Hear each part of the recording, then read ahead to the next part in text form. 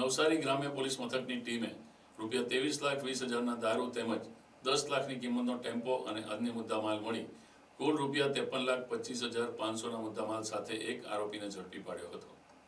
Surat range IG Premvir સિંહ તેમજ નવસારી જિલ્લા police વડા સુશીલ અગ્રવાલ અને નાયબ પોલીસ અધિક્ષક BV ગોહિલ દ્વારા નવસારી જિલ્લામાં પ્રોહિબિશન તેમજ જુગારની ગેરકાયદેસર પ્રવૃત્તિઓને અંકુશમાં લેવા માટે એક ડ્રાઈવનું આયોજન કરવામાં આવ્યું હતું.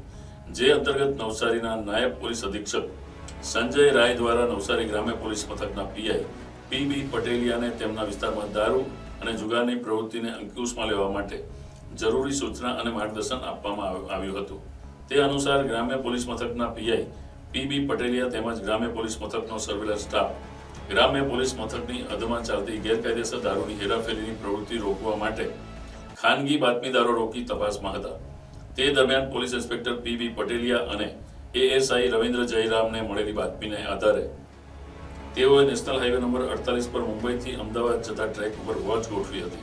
તે દરમિયાન બાતમીમાં જણાવવામાં આવેલો એક કથ્થઈ કલરનો ખુલ્લી બોડીનો ટાટા કંપનીનો ટેમ્પો નંબર MH48 BM9691 આવી પહોંચતા તેને ઊભો રાખી તેની અંદર તપાસ કરતા તેમાંથી 600 જેટલા પૂંઠાના બોક્સમાં ભરેલી ₹43,20,000ની કિંમતની ભારતીય બનાવટની વિદેશી દારૂ વોડકાની 7200 જેટલી બોટલો મળી આવી હતી.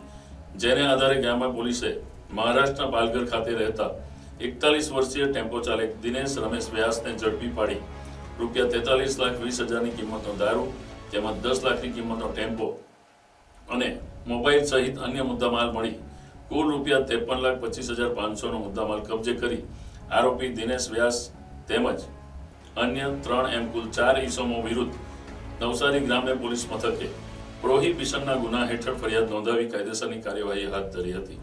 ત્યારે બાકીના 3 ઇસમોને ભાગેડુ જાહેર કરવામાં આવ્યા હતા. આ ગુના અંગે વધુ તપાસ નવસારી ગ્રામ્ય પોલીસ દ્વારા કરવામાં આવી રહી છે. Bureau report NTC news Navsari.